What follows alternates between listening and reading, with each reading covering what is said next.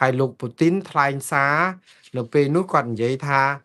អ៊ុយក្រែនហើយនិងរុស្ស៊ីបើតាមមើលដោយសារមានបាត់ឈប់បាញ់3ថ្ងៃហ្នឹងសង្គ្រាមវាហាក់បីដូចជាចប់ហើយព្រោះអីគេមានការដោះលែងអ្នកទោសឬក៏ថាដោះដូរអ្នកទោសរុស្ស៊ី1000អ៊ុយក្រែន1000ដូរគ្នាទៅស្មើអញ្ចឹងផងគេថាល្អតែអ្នកដែលថាហ្នឹងគឺពូទីនទេតើបាត់ឈប់បាញ់នេះវានឹងនាំឲ្យមានបញ្ចប់សង្គ្រាមនៅអ៊ុយក្រែនឬយ៉ាងណាអត់ទេវាជាចំណុចល្អសម្រាប់ខ្ញុំគិតតែវាមិនមែនជាទីបញ្ចប់ជាចំណុចចាប់ផ្ដើមនៃការចរចាអីចោះប៉ុន្តែមិនមែនជាទីបញ្ចប់សង្គ្រាមទេព្រោះអ៊ុយក្រែនណាពេលឈប់បាញ់3ថ្ងៃនេះតាមសំណើលោកត្រាំមែនណាអ៊ុយក្រែនអត់បានចុះហត្ថលេខាឲ្យដីអ៊ុយក្រែនទៅឲ្យរុស្ស៊ីគ្រប់គ្រង25%ដែលរុស្ស៊ីកំពុងគ្រប់គ្រងនឹងទេដូច្នេះអ៊ុយក្រែននៅតែបាញ់ប្រយុទ្ធអត់មានឈប់ទេឈប់ដៃទេអញ្ចឹងដូច្នេះអត់មានបញ្ចប់សង្គ្រាមទេសង្គ្រាមនៅអ៊ុយក្រែននិងរុស្ស៊ីនេះណាចប់នៅពេលណាដែលរុស្ស៊ីព្រមដកទ័ពទាំងអស់ចេញពីអ៊ុយក្រែនតែប៉ុណ្្នឹងឯងបើអត់ដកទេគឺអ៊ុយក្រែននៅតែមានឥទ្ធិពលផលិត drone បានទៅទម្លាក់រុស្ស៊ីលែងចូលចុះហើយហ្នឹង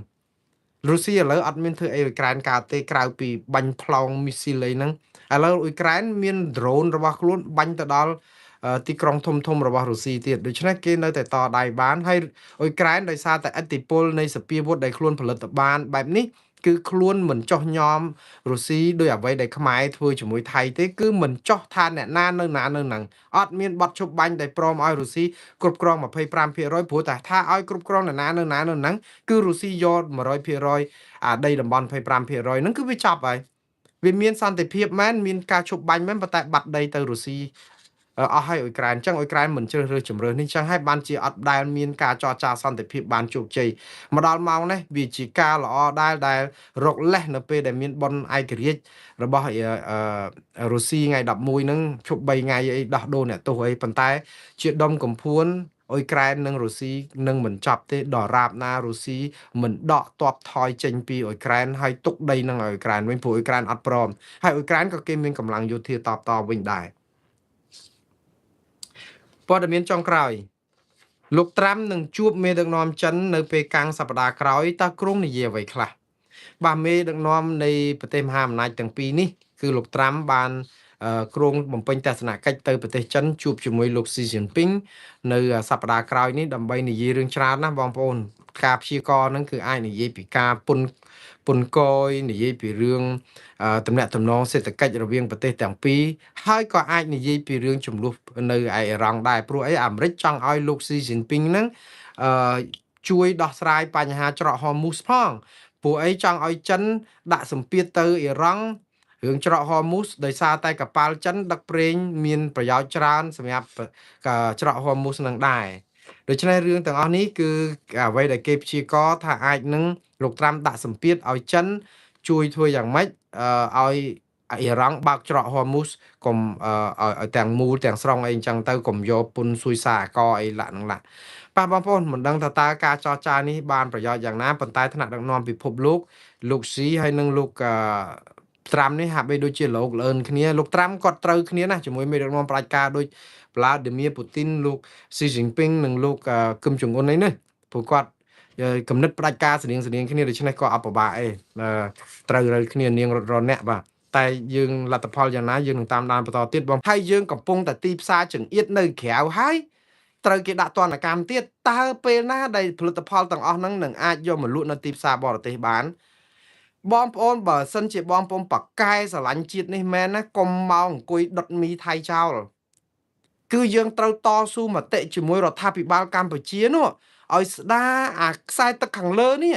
ដើម្បីឲ្យជាតិសាសន៍នេះអាចនឹងមានមុខមាត់លើឆាកអន្តរជាតិទី1យើងកែប្រព័ន្ធដឹកនាំរដ្ឋឲ្យល្អដើម្បីកុំឲ្យមានអំពើពុករលួយកុំឲ្យមានអំពើលាងលុយកុំឲ្យមានអំពើឆោបោកកុំឲ្យអំពើបពពួកនិយមកុំឲ្យអំពើរំលោភសិទ្ធិមនុស្សកុំឲ្យមានអំពើបញ្ហាហិរញ្ញវត្ថុសពបែបយ៉ាងព្រោះអីអាទាំងអស់នេះវាធ្វើឲ្យអាទំនិញរបស់យើងនេះវាធ្វើឲ្យមុខមាត់ជាតិសាសន៍យើងនេះវាធ្វើឲ្យការទុកចិត្តលើផលិតផលខ្មែរនេះវាអត់មាននៅពេលដែលបងប្អូនដឹងថាតុលាការខ្មែរមានអំពើពុករលួយប្រព័ន្ធអយុត្តិធម៌សង្គមរំលោភសិទ្ធិមនុស្សចាប់មនុស្សដាក់គុកហើយនីតិគេហៅសន្ទុះវាស់ស្ទង់ មតិលើឆាកអន្តរជាតិអំពីនីតិរដ្ឋយើងអំពីប្រព័ន្ធយុត្តិធម៌សង្គមយើងវាធ្លាក់ដល់កម្រិតស្ទើរសូន្យតើគេទុកចិត្តយើងយ៉ាងម៉េចយើងយកផលិតផលអស់ហ្នឹងមកស្រុកអាមេរិកតើយើងបានអាជ្ញាប័ណ្ណយ៉ាងម៉េចគេទុកចិត្តយើងអ្នកណាអ្នកពិនិត្យគុណភាពយើងគ្មានគីមីគ្មានថ្នាំសម្រាប់សត្វល្អិតគ្មានស្អីស្អីជាទូទៅអានេះជានីតិវិធីមុនមកអាមេរិកគេពិនិត្យអស់ប៉ុន្តែយើងធ្វើឲ្យមានមន្ទិលច្រើនអញ្ចឹងវាធ្វើឲ្យវាពិបាកនឹងជាប់អាជ្ញាប័ណ្ណហ្នឹងហើយធ្វើឲ្យអ្នករកស៊ីគ្នាក៏ពិបាកដែរតើអ្នករកស៊ីនៅស្រុកខ្មែរណាអត់ចង់នាំតំណែងទាំងអស់ហ្នឹងមកស្រុកអាមេរិកបើដឹងថាយើងនាំគ្នាកំពុងគ្រប់គ្រងយើងសួរមួយម៉ាត់មើលប៉ុន្តែវាអត់ស្រួលយកមកដោយសារតែទំនាក់ទំនងការទូតយើងជាមួយអាមេរិកហើយឥឡូវអាទំនាក់ទំនងការទូតយើងជាមួយអាមេរិកហ្នឹងក៏ល្អកកទេព្រោះចោតគេថាជារដ្ឋាភិបាលក្បត់ជាតិសុំកលុំជាមួយនឹងលោកកឹមសុខាចង់ផ្ដួលរំលំរដ្ឋាភិបាលអត់ព្រមដកទម្លាក់ចោលបាត់ចោតនឹងទៀតរួចទៅតើមានទំនាក់ទំនងពាណិជ្ជកម្មល្អមិនជាមួយអាមេរិកក្រសួងការបរទេសអាមេរិកគេរកស៊ីយ៉ាងម៉េចជាមួយយើងនៅពេលដែលយើងចោតគេថាជារដ្ឋបរទេសក្បត់ជាតិហើយគេកំពុងតែអន់ចិត្តគេមួម៉ៅគេខឹងក្តៅក្រហាយនឹងយើងអត់ព្រមទម្លាក់ចោលបាត់ចោតហើយឥឡូវយើងមកផ្សះផ្សាជាមួយពាណិជ្ជកម្មអាមេរិកហ្នឹងតើយើងរកស៊ីជាមួយគ្នាយ៉ាងម៉េចហើយទៅនាំផលិតផលខ្មែរមកចូលទីផ្សារយ៉ាងម៉េចឲ្យបានផុសផុលនៅក្នុងពេលជាមួយគ្នាហ្នឹងយើងកំពុងប្រកួតប្រជែងទីផ្សារជាមួយប្រទេសថៃដែរប្រទេសហ្វីលីពីនដែរប្រទេសឥណ្ឌូនេស៊ីប្រទេសវៀតណាមសុទ្ធតែមានផលិតផលដូចយើងដែរហើយគេទំនាក់ទំនងគេជាមួយអាមេរិកល្អចាក់ទឹកមិនលិចវៀតណាមក៏ល្អជាមួយអាមេរិកថៃក៏ល្អជាមួយអាមេរិកឥណ្ឌូនេស៊ីម៉ាឡេស៊ីស្អីផ្សេងទៀតអត់តែយើងតើយើងគិតនាំគ្នាអង្គុយដុតមីថៃនឹងទៀតឬក៏យ៉ាងម៉េចបងប្អូនខ្ញុំចង់ឆ្ងល់យើងសាកគិតឲ្យឆ្ងាយបន្តិចកុំគិតត្រឹមចុងច្រមុះណាគិតឲ្យឆ្ងាយហើយប្រើកតិបណ្ឌិតបងប្អូនសុទ្ធតែអ្នកប្រកែឆ្លាតវៃទេក៏ប៉ុន្តែកុំឲ្យចាញ់បោកអ្នកនយោបាយខ្មែរយូរពេកយើងនាំគ្នាមកធ្វើពហិការផលិតផលនេះផលិតផលនោះបានផលអីយើងធ្វើការផលិតផលយើងពហិការផលិតផលថៃតែអត់មានផលិតផលខ្មែរនៅលើទីផ្សារអាស៊ីទាំងអស់នេះតើយើងអត់យូរប៉ុណ្ណាយើងអាចទ្រាំធ្វើពហិការប៉ុណ្ណារបស់ត្រូវការជាចាំបាច់ប្រើប្រាស់ប្រចាំថ្ងៃដូច្នេះបងប្អូនគិតឡើងវិញគឺគិតត្រូវទី1ធ្វើពហិការខ្ញុំមិនអាចខាត់បានទេពីទឹកបាក់ទំនប់ក៏ប៉ុន្តែបងប្អូនឆ្លាតវៃជាងហ្នឹងគឺតស៊ូមតិជាមួយរដ្ឋាភិបាលខ្មែរឲ្យស្ដារសិទ្ធិមនុស្សនិងប្រជាធិបតេយ្យឡើងវិញហើយបើឲ្យខ្មែរคล้ายទៅជាប្រទេសឯកភាពជាតិសាមគ្គីជាតិផ្សះផ្សាជាតិដូចលិខិតរបស់ខ្មែរម្នាក់នៅខេត្តកពតហ្នឹងមិនដឹងគាត់នៅឥណ្ឌូណាទេគឺយើងត្រូវនាំគ្នាលើកទឹកចិត្តឲ្យរដ្ឋាភិបាលកែតម្រង់របៀបដឹកនាំរដ្ឋនេះដើម្បីឲ្យខ្មែរកុំងើបមួយវាយមួយកុំចាត់ទុកគ្នាជាសត្រូវកុំដេចគ្នាកុំររឿងអនុក្នុងលលកខ្មោចលកមិនខ្មោចអីណាហ្នឹងគឺថាវាវល់ឲ្យខ្មែរបែកបាក់គ្នារាល់ថ្ងៃហ្នឹងយើងធ្វើឲ្យខ្មែរបែកបាក់គ្នារួចទៅយើងថាយើងជាបិតាជាតិអារឿងលលករឿងអីនាំគ្នាតាក់អ្នកនេះឲ្យអ្នកនោះឯងជេរបតិចផ្ដាសាគ្នាអាហ្នឹងគឺជាវប្បធម៌បំផ្លាញឲ្យខ្មែរឆ្លោះគ្នាតែអត់ព្រមកែអត់ព្រមដោះលែងលោកកម្មសខាអត់ព្រមដោះលែងសកម្មជនអត់ព្រមឈប់ងើបមួយវាយមួយអត់ព្រមស្ដារអាស្ថានភាពស្រុកទេសហ្នឹងទៅឲ្យទៅយើងនាំគ្នាចិត្តតែឲ្យរង្វាន់ឥឡូវយើងមើលមតិរបស់ប្រជាពលរដ្ឋវិញគាត់ថាម៉េចសូលីកណនី Facebook របស់សូលីនៅលើបណ្ដាញសង្គម Facebook របស់ Fresh News ហើយខ្ញុំផ្ដាំម្ដងទៀត Fresh News កុំទៅរករឿងគេហើយកុំទៅលុប comment គេចោលប្រជាពលរដ្ឋគ្នានិយាយការពិតយើងស្ដាប់គេទៅគាត់ថាបិតាឯកភាពជាតិងើបមួយវាយមួយសូម្បីតែជនពិការក៏បិតាឯកភាពជាតិចាប់ដាក់គុកដែរគ្មានចិត្តជាមនុស្សហើយសាហាវស្ដាប់ទៅហើយអាហ្នឹងជាការប្រឌិតរបស់គេមែនលោកផុនយុទ្ធពិការគ្រាន់តែនិយាយពីរឿងជាតិចាប់ដាក់គុក2 3 ដងហើយហ្នឹងតែយកកម្មយកពីអីជាមួយគាត់ខ្លាចម្លេះនៅក្នុងមតិម្នាក់ដែលមាន Facebook អស់លោកមានប្រព័ន្ធផ្សព្វផ្សាយទីប្រឹក្សាអាមីអាថោងជួលផងមិនជួលផងហ្នឹងមួយថ្ងៃជេរបតិចគ្រប់បណ្ដាញសង្គមអត់ប្រយោជន៍ទេអញ្ចឹងតែចាញ់លោកផុនយុទ្ធម្នាក់ឯងហ្នឹងហើយទៅចាប់គាត់ដាក់គុកដាក់ច្បាប់ហាសូតែគ្នានេះទៅលោកឲ្យគ្នាពិការប៉ុន្តែសរសើរលោកផុនយុទ្ធ ពីការអវយវៈប៉ុន្តែមិនពីការមនសិការនេះយើងរកមនុស្សបែបនេះឲ្យច្រើនទើបជាតិនេះវាមានអឺភាពល្អប្រសើរជាងនឹងកណនី Facebook របស់តុងសប្រាជឯនោះក៏និយាយថាចេះបិតាឯកភាពជាតិនឹងមានន័យថាម៉េចបើមានស៊ីអត់សែនហើយបើមានសែនអត់ស៊ីអញ្ចឹងវិញខ្ញុំសរសើរលោកតុងសប្រាជដែលប្រើពាក្យចឹងអីវិញហ្នឹងភាសាអ្នកកពតទេតាមពិតទេអីវិញហ្នឹងអញ្ចឹងវិញណាព្រោះខ្ញុំអាសានិយាយដោយសារតែវាធម្មជាតិអ្នកកពតគាត់និយាយភាសាព្រោះស្ដាប់ហើយខ្ញុំចិត្តថាអឺមកអំពេញយូរពេកជួនកាលផ្លិចសំនៀងអ្នកកពតអស់ហើយប៉ុន្តែនៅចាំភាសាអ្នកកពតច្រើនហើយមានមោទនភាពទៀតដោយគាត់ប្រើភាសាពាក្យថាមួយគេធ្វើនិយាយមិនដឹងសរសេរថាម៉េចទេជាភាសាខ្មែរនឹងសរសេរមិនដឹងจะត្រូវក្បាលត្រូវកតុយវេយ្យាករណ៍អីចាប់ចុងប្រយោងដើមអីយ៉ាងម៉េចប៉ុន្តែគាត់និយាយយ៉ាងធូរមួយគេធ្វើនិយាយចង់និយាយថាខកចិត្តនឹងការនិយាយអញ្ចឹងណាមិនគេនិយាយអីអញ្ចឹងប៉ុន្តែអ្នកកពតអត់ថាអញ្ចឹងមួយគេធ្វើនិយាយបន្តទៀតបងប្អូនកុំចោលនេះគឺជាភាសាបញ្ជាក់អត្តសញ្ញាណអ្នកខេត្តយើងមួយខាប់ពីរខាប់ច្រៃអីឆោតឆែហ្នឹងគឺពេលរស់ណាស់អ្នកនៅម្ដុំចុះទៅកំពង់ថាចមិនកំពង់ថាចទេបាទខាងខចេះចុះទូកមាសធានីអីហ្នឹងចិត្តតន់ហន់ចិត្តអីទៅទល់ដែនយួនអីហ្នឹងគឺបងប្អូននៅប្រើភាសានឹងបានស្ទាត់មាត់ប៉ុន្តែអីវិននេះគឺលោកតុងសុប្រាជប្រើយ៉ាងស្ទាត់មាត់ដែរសង្ស័យលោកតុងសុប្រាជមកពីកពតឬក៏មិនដឹងទេតែយ៉ាងណាបងប្អូនលោកបន្តថាចោះបើគ្រាន់តែសែនហើយសំស៊ីទៅអត់បានទេចាភាសានេះគឺលោកបកែកណនី Facebook ឈ្មោះ Ravi Rin ឯនោះវិញគាត់និយាយថាចេះដល់រាបណាដីខ្មែរនៅមិនទាន់បានមកវិញពីថៃទេណាបើទោះបីទៅជាស្អីក៏ដោយពលរដ្ឋក៏អត់ឲ្យតម្លៃស្អីដែរអាបិតាជាតិស្អីនោះច័ន្ទនារាកូនពៅដែលជាកណនី Facebook មួយទៀតក៏ថាចេះសរសេរខ្លួនឯងតាក់តែងខ្លួនឯងមើលមតិពលរដ្ឋផងតើពួកគាត់ពេញចិត្តរបបដឹកនាំនៃសង្គមនេះកម្រិតណាហើយមានពលរដ្ឋជាច្រើនទៀតដែលចង់បញ្ចេញមតិរិះគន់តែពួកគាត់មិនហ៊ានចេញមកគាត់រិះគន់ទៅសារព័ត៌មាន Fresh News គាត់ថាសរសេរខ្លួនឯងតាក់តែងខ្លួនឯងព្រោះអីវាអត់មានឈ្មោះប៉ុន្តែដូចខ្ញុំប្រាប់ពីដើមមិញបងប្អូនខ្ញុំសរសើរ Fresh News មួយត្រង់ថាគាត់អត់ដាក់ឈ្មោះព្រោះតែដាក់ឈ្មោះទៅវាធ្វើឲ្យប៉ះពាល់ដល់សុវត្ថិភាពរបស់អ្នកនោះប៉ុន្តែមិនគួរណាលាក់ឈ្មោះទេណាព្រោះអីសរសើរលើកជើងមេដឹកនាំខ្មែរអញ្ចឹងមិនដែលមានណាធ្វើទុកបុកម្នេញអីទេមានគេជួយការពារតែបើនេះដោយមតិបងប្អូនប្រជាពលរដ្ឋតាមបណ្ដាញសង្គមដែលរិះគន់បានខ្លាចគ្នាជាប់គុកនោះណាហើយយើងមើលគ្រាន់តែប្រជាពលរដ្ឋនិយាយថាមិនហ៊ាននិយាយការពិតខ្លាចជាប់គុកហ្នឹងបិតាឯកភាពជាតិពាក្យឯកភាពជាតិគឺបានន័យប្រជាពលរដ្ឋអត់មានការខ្លាចអីទេគឺថាទុកចិត្តអ្នកដឹកនាំថាមិនធ្វើបាបប្រជាពលរដ្ឋហើយឥឡូវសំបីនិយាយមកប្រជាពលរដ្ឋខ្លាចនៅក្នុងហ្នឹងហើយហ្នឹងម៉ែនម៉ុងរទ្ធីបាទគាត់និយាយចេះស្រុកទេសកំពុងបាត់ដីឆ្លៀតតែងតាំងឡើងមុខតំណែងទៀតអោលោកម្ចាស់ហើយតើមានប្រទេសណាខ្លះធ្វើដូចកម្ពុជាកណនី Facebook ណៃវិរៈឯនោះវិញគឺនិយាយបែបលេងសើចចេះទៅវិញថាកំ pl ែងគាត់ថាចុះបើខ្ញុំសើចចាប់ដាក់គុកអត់ណាបើចាប់អត់ហ៊ានសើចទេ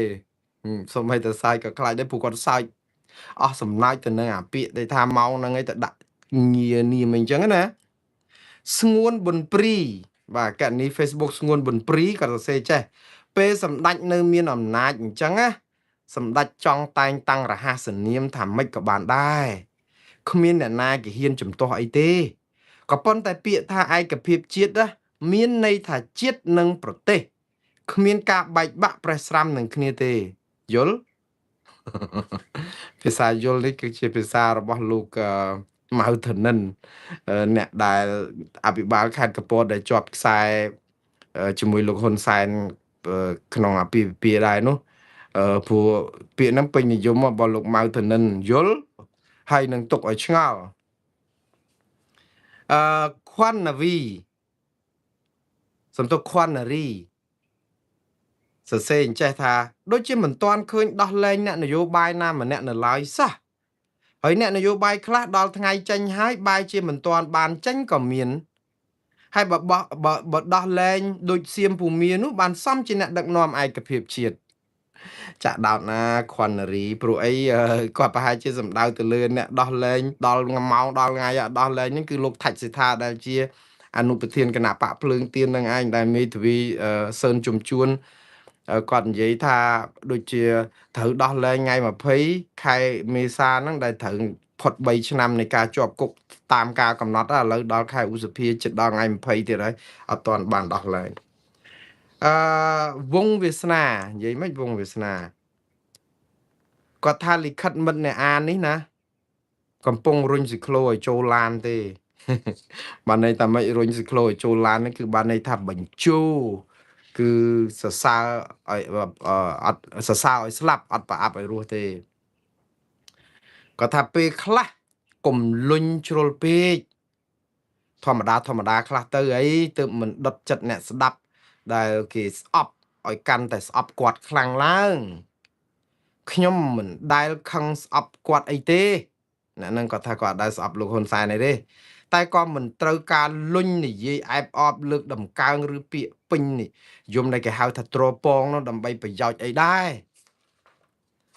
បាទនៅពី3ម៉ាត់ទៀតបងប្អូនគឺកណនី Facebook ឈ្មោះបងពៅថាហេតុអ្វីឲ្យរង្វាន់ទាំងមិនទាន់កែបន្ទុសិស្សឲ្យរង្វាន់ទៅជាបិតាឯកភាពជាតិទាំងអត់ទាន់បានធ្វើតេស្តកែបន្ទុផងបើកែបន្ទុធ្លាក់មួយយ៉ែនទៅហើយកណនី Facebook ឈ្មោះហៀសេនិយាយថាហៀសី sorry បិតាកាត់ទឹកដីបានសំវិញខ្ញុំជឿថាហៀសីនេះគឺបើសិនជា fresh new គេទៅរកឃើញហ្នឹងទៅធ្វើបាបគាត់ទៀតព្រោះលោកហ៊ុនសែនពុំមានណាណាថាកាត់ដីទៅថៃហ្នឹងគឺដឹងអាគុកច្បាស់បើនៅស្រុកខ្មែរគឺដឹងអត់រួចខ្លួនទេបើថានៅស្រុកផ្សេងទៀតប្រហែលជាអាចជៀនឡុងប្រជាពលរដ្ឋខេត្តកពតមួយណាចង់ដឹងជៀនឡុងហ្នឹងក៏ឈឺក្បាលនឹងអ្នកកពតដែរខ្ញុំថាកុំទៅធ្វើទុកបុកម្នេញអីគាត់ជួនកាលសារព័ត៌មានខ្លះគេចេះថាទៅក៏បានដែរប្រជាពលរដ្ឋនៅខេត្តនេះខេត្តនោះចេះថាទៅណាទៅឈឺក្បាលរករឿងគាត់ចុងក្រោយគឺកណនី Facebook របស់មាសនេះនេះគឺប្រហែលជាគាត់មិនសរសេរពាក់ព័ន្ធនឹងសារលិខិត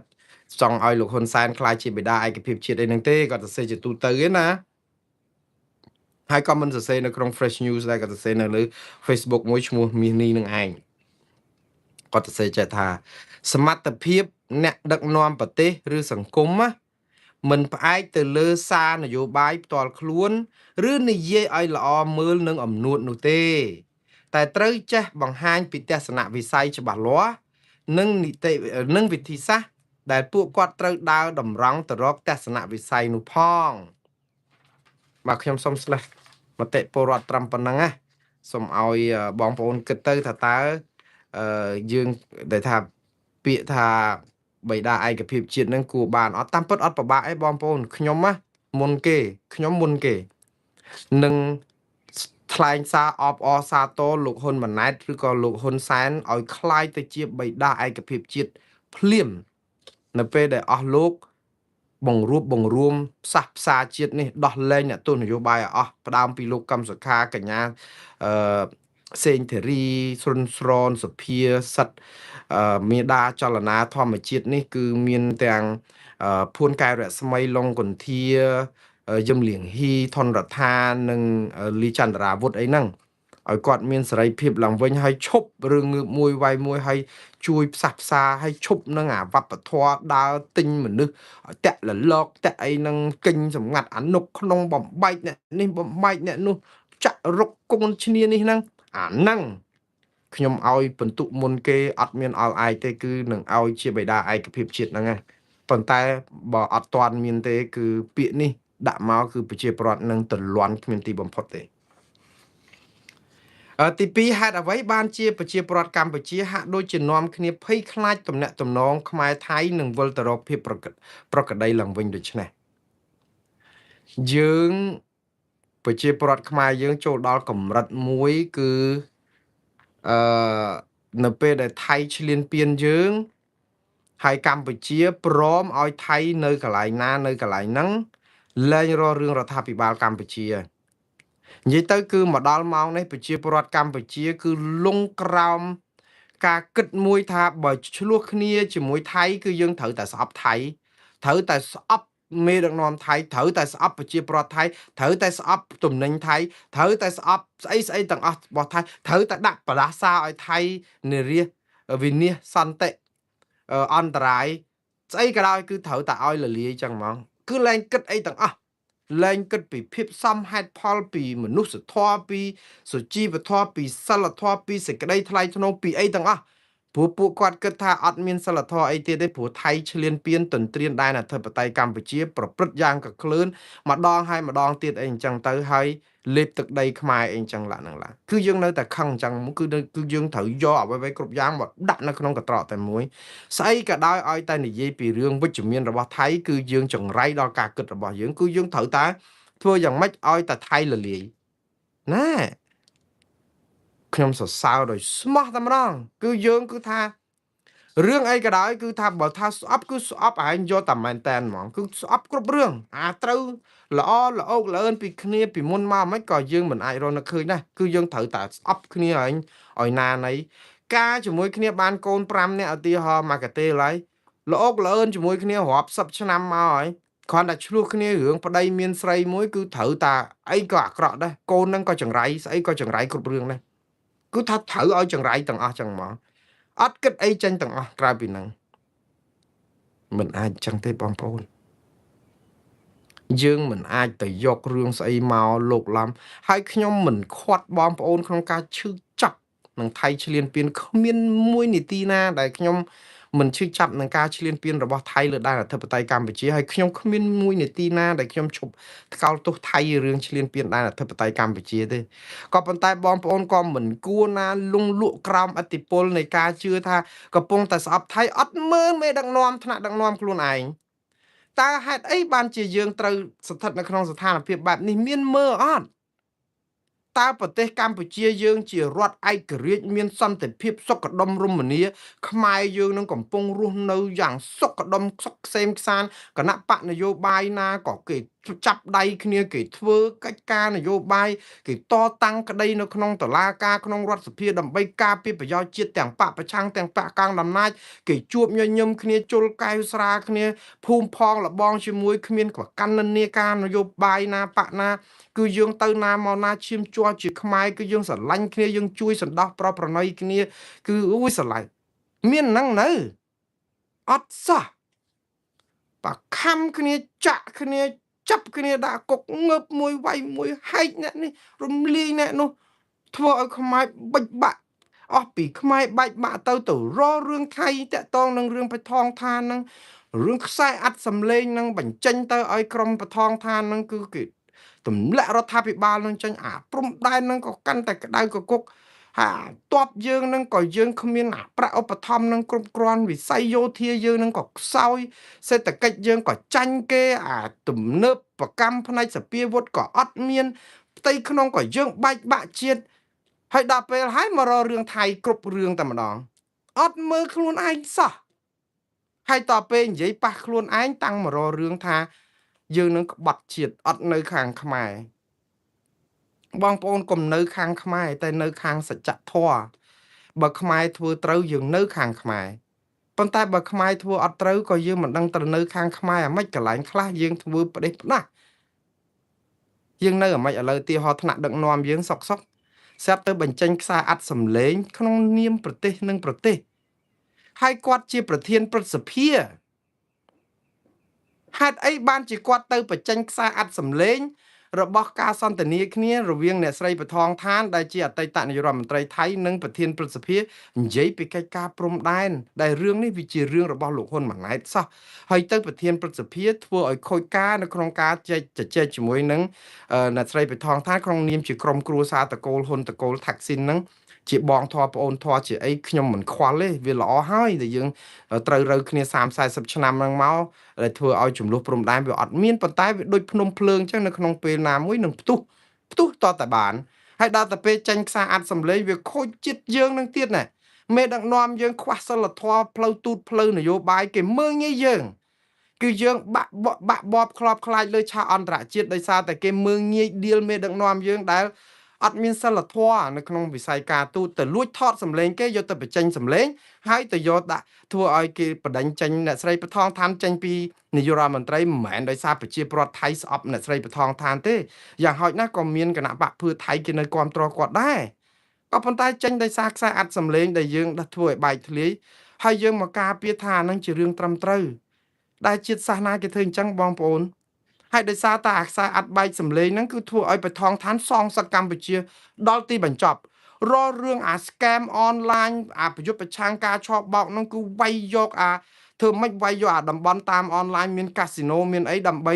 វែកមុខអុកញ៉ាកុកអានលីយ៉ុងផាត់ដកសញ្ជាតិដកអីហ្នឹងគឺជាគោលនយោបាយសងសឹករបស់បថងឋានតាគឺគាត់វាយយកចឹងហ្មងគឺដល់ពេលក៏ក្រើកពីអារឿងអនឡាញនឹងផ្សំដល់ពេលអ្នកក្រោយទៀតយកជាលេសគឺយកអាហ្នឹងគឺជារឿងធំវាយស្រុកខ្មែរខ្ទេចខ្ទីអស់លីង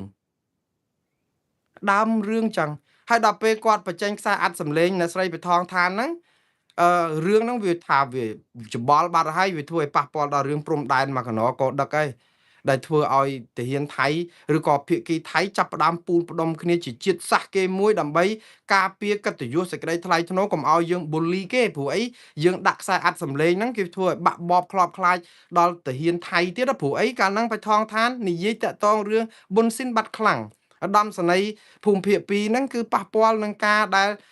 មាក់ងាយដល់កងទ័ពគេស្មារតីកងទ័ពគេឃើញគេនាំគ្នាកែនធ្វើឲ្យទ័ពគេខ្លាំងគឺវាយយើងយកហ្មង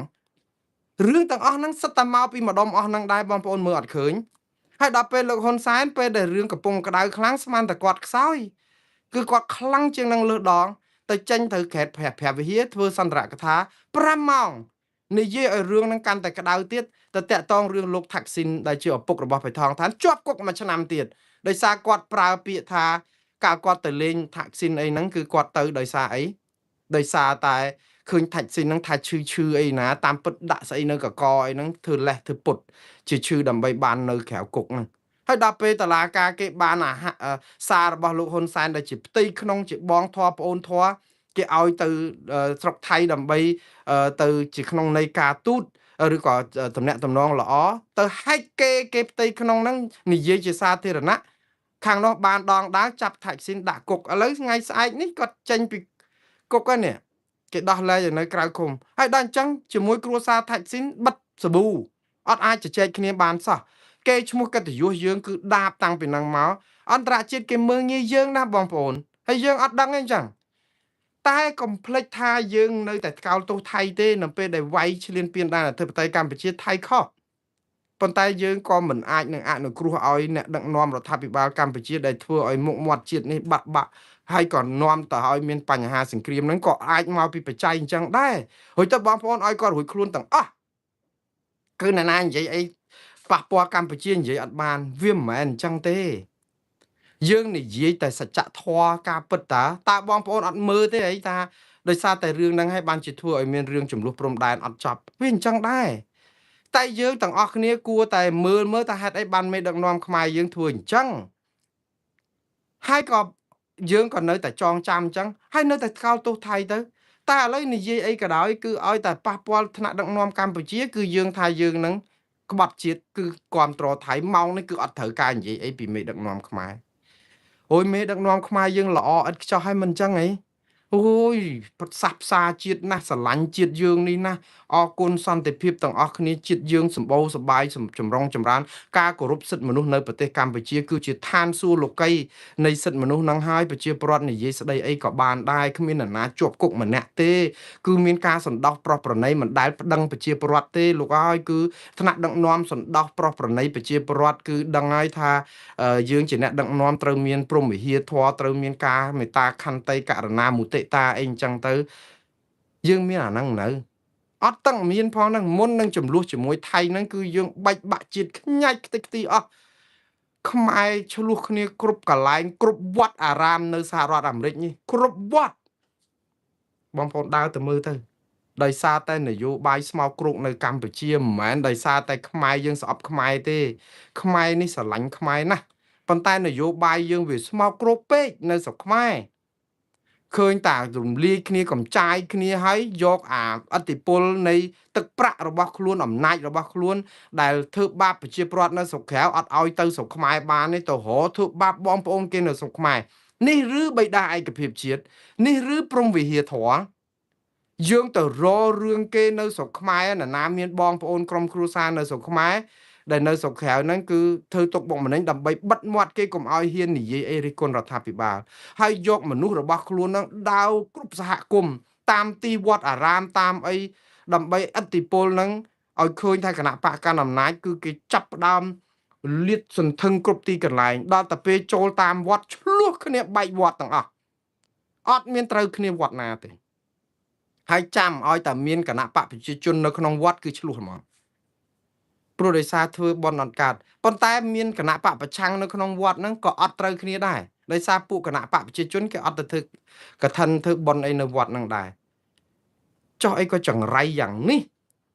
ខ្មែរធ្វើបន់ជាមួយគ្នាមិនបានវាតកតងអីនៅក្នុងការធ្វើបន់ហ្នឹងនៅពេលដែលកសលផលបន់ដែលយើងឧទ្ទិសដើម្បីបុព្វការីជនយើងដើម្បីវប្បធម៌សាសនារបស់យើងធ្វើអត់បានដំបូងខ្ញុំមួម៉ៅមែនតើខ្មែរយើងមករស់នៅស្រុកគេមកមិនវិចដើម្បីថែរក្សាវប្បធម៌សាសនារបស់យើងឲ្យវាមានភាពផូរផង់យើងឆ្លោះគ្នាចែកវត្តចែកអារាមលោកទៅរកផ្ទះសំណាក់ផ្ទះជួលអីអស់ទៅវត្តនៅគង់អត់បានដោយសារតែរឿងនយោបាយគណៈបកប្រជាជនកម្ពុជានិងគណៈបកប្រឆាំងភាគច្រើនគឺគណៈបកប្រជាជនកម្ពុជាទេដោយសារអីប្រជាពលរដ្ឋនៅស្រុកក្រៅនេះគឺមិនអាចធ្វើអីបាននៅស្រុកខ្មែរដោយសារអំណាចផ្ដាច់ការវារឹតរួចពេកដល់អញ្ចឹងទៅគ្នាចាប់ផ្ដើមប្រើសិទ្ធិដែលមានស្រាប់នៅស្រុកអាមេរិកឬស្រុកក្រៅហ្នឹងដើម្បីកាងវត្តដែរកុំឲ្យគណៈបកប្រជាជនកម្ពុជាយកលោកសង្ឃ7មករាមកវាយលុកប៉ុន្តែជៀសមិនផុតព្រោះអីវត្តវាជាទីអារាមសាសនាយទៅខាត់គេមិនលោកមកពីសាសនាវត្តណាណែគណៈបកណាក៏យើងមិនទៅអាចប្រាប់ថាហេលោក7មករាមិនឲ្យចូលវត្តនេះហេលោកប្រឆាំងបានឲ្យចូលវត្តនេះយើងធ្វើវាអត់បានក៏ប៉ុន្តែលោកដែលមកហ្នឹងឲ្យតែលោកសង្ឃ7មករាចូលវត្តហ្នឹងគឺវត្តហ្នឹងមានបញ្ហាចឹងមកជាទូទៅមិនមែនដោយសារប្រជាពលរដ្ឋធ្វើបន់ជាមួយវត្តលោកសង្ឃ7មករាមិនបានទេប្រជាពលរដ្ឋទ្រាំនឹងការធ្វើទុកបុកម្នេញនៅស្រុកខ្មែរហ្នឹងអត់បានប៉ុន្តែគាត់ចង់ឲ្យអាទីវត្តហ្នឹងคล้ายទៅជាកន្លែងដែលជួយលើកស្ទួយសិទ្ធិមនុស្សនិងប្រជាធិបតេយ្យដើម្បីជាសម្លេងតបទៅរដ្ឋាភិបាលកម្ពុជាឲ្យស្ដារបានទីវត្តហ្នឹងសង្ឃឹមព្រោះប្រជាពលរដ្ឋទៅជួបទៅអីប្រស្រ័យទៅជាឱកាសនៅក្នុងការដែលឲ្យមានការកែតម្រង់អត់ទីវត្តហ្នឹងក៏คล้ายទៅជាកន្លែងបដោះ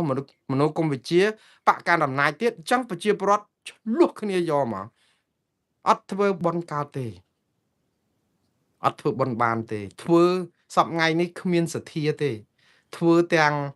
បើថាដូចវត្តភ្នំសេរីអីហ្នឹងគាត់ទៅជាគណៈបកប្រឆាំងសុតជាមួយលោកបុតបន្ទិញអញ្ចឹងទៅប៉ុន្តែវត្តច្រើនណាស់នៅតែមានបញ្ហាហ្នឹងហើយវត្តនៅឡុងប៊ិចនេះក៏សម្បូរដែរគណៈបកប្រឆាំងធ្វើបុណ្យបានច្រើនភាគច្រើនតែវត្តខ្មែរកម្ពុជាក្រមួយនៅផ្លូវអណ្ណាហែមឯងហើយឥឡូវគាត់ធ្វើពិធីបុណ្យណែរំលឹកខួបបាត់ដីកម្ពុជាក្រោមទៅវៀតណាមនេះដល់ថ្ងៃខួបនេះបងប្អូនចុងសប្តាហ៍នេះទៅចូលរួមវត្តខ្មែរកម្ពុជាក្រោមផងគាត់ធ្វើហើយមានតែក្រុមប្រឆាំងទេទៅក្រុមគណៈបកប្រជាជនកម្ពុជាទៅចូលមិនជន់មិនចោះទេហើយឥឡូវនឹងមានវត្តមួយចំនួនតែចេញមកគឺឧបាសកឧបាសិកាខ្លះមានការថ្នាំងថ្នាក់ក៏វត្តសំបីតែលោកវត្តខ្លះសំបីតែលោកសំរាំងស៊ីមកទៅដុតធូបអត់បានណាតើអស់លោកគិតពីអីលើហ្នឹងអស់លោកគិតពីអីគិតឡើងវិញទៅគណៈកម្មការអាចារ្យវត្តគិតឡើងវិញអស់លោកគិតឡើងវិញខ្ញុំមិនហាមឃាត់រឿងនិន្នាការនយោបាយបកណាទេប៉ុន្តែនៅពេលដែលមានគណៈបកប្រឆាំងដូចជាលោកសំរងស៊ីដែលជាប្រជាប្រដ្ឋខ្មែរម្នាក់ចូលទៅដុតធូប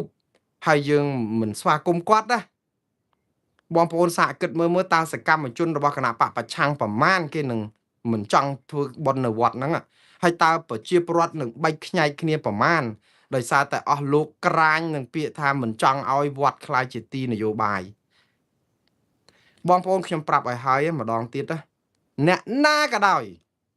ឲ្យតែប្រើពាក្យថា មិនឲ្យក្រុមប្រឆាំងចូលវត្តទេព្រោះកុំឲ្យលោកលំនឹងនយោបាយអ្នកនោះឯងគ្រប់គ្រងគណៈបកកណ្ដាលអំណាចហើយអ្នកណាក៏ដោយឲ្យតែកាងថាវត្តណាមិនគួរណាជាទីនយោបាយទេគឺជាទីដែលអព្យាក្រឹតវត្តហ្នឹងការពារគណៈបកប្រជាជនកម្ពុជាគឺលោកសង្ឃ7មករាព្រោះដូចខ្ញុំនិយាយចឹងសភាវៈមានតែពីរឯងសភាវៈអាក្រក់និងសភាវៈល្អសភាវៈអយុត្តិធម៌និងយុត្តិធម៌មានតែពីរហ្នឹងឯងបើយើងគ្រប់គ្រងអំពើអយុត្តិធម៌គឺយើងនៅខាងសភាវៈអាក្រក់ហើយចឹងយើងនឹងស្អប់ហ្មងគឺអ្នកណាដែលជាថានិយាយពីរឿងនយោបាយគឺយើងស្អប់ដោយសារតែយើងគ្រប់គ្រងជនប្រព្រឹត្តរំលោភសិទ្ធិមនុស្សនៅស្រុកខ្មែរហ្នឹងយើងខ្លាចគេចូលទៅទីអារាមហ្នឹងទៅបានមានវត្តច្រើនទៅមានក្រុមប្រឆាំងចូលទៅខ្លាចសម្លេងគេវាខ្ទាល់ខ្ទាទៅធ្វើឲ្យអំណាចផ្ដាច់ការនៅស្រុកខ្មែរនោះអត់អាលាយហើយធ្វើឲ្យអ្នកនៅស្រុកខ្មែរនោះនៅតែជន់ប្រជាប្រដ្ឋបានទៀតតាមពិតគេស្អប់យើងឃើញនៅគេស្អប់វត្តនឹងភ្លាមគេថាវត្តយើងនាំគ្នាជួយដើម្បីឲ្យបន្តអានយោបាយរំលោភសិទ្ធិមនុស្សងើបមួយវាយមួយដល់អញ្ចឹងខ្មែរយើងអត់ត្រូវគ្នាដោយសារនយោបាយស្មោកគ្រោកនៅស្រុកខ្មែរអញ្ចឹងបងប្អូនចឹងបានថាសូមឲ្យគណៈកម្មការអាចារ្យវត្តទាំងអស់បើកចិត្តឲ្យទលាយគ្រប់គ្រងសហគមន៍ណែណាសកម្មជនគណៈបកប្រជាជនកម្ពុជាណាមកឲ្យចូលវត្តចូលទៅថ្នាក់ដឹកនាំគណៈបកប្រជាជនកម្ពុជាណាមកឲ្យចូលវត្តចូលទៅបើអស់លោកគិតថាវត្តនឹងមិនមែនជាវត្តនយោបាយហើយក៏ស្វាគមន៍មន្ត្រីគណៈបកប្រឆាំងណាគេចូលទៅព្រោះវត្តជាទីសាធារណៈទេមិនមែនអស់លោកមកកាងវត្តនឹងដាច់ទេគាត់ចូលទៅដុតធូបគាត់ចង់និយាយស្អី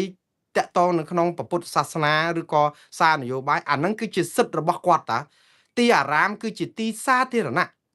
ដូចទីលានប្រជាធិបតេយ្យអញ្ចឹងណាតែយើងចូលទៅថ្លែងសារអីបើយើងឃើញម្នាក់ទៀតមកថ្លែងសារគ្រប់គ្រងគណៈបកប្រឆាំងចឹងហៅគណៈបកប្រជាជនកម្ពុជាមកថ្លែងសារនៅក្នុងវត្តនឹងដែរទៅប៉ុន្តែបងប្អូនតែយើងធ្វើអញ្ចឹងវាបាច់ខ្ញាច់គ្នាគ្មានទីបញ្ចប់ទេអញ្ចឹងបានថាវាអត់មានដំណោះស្រាយទេ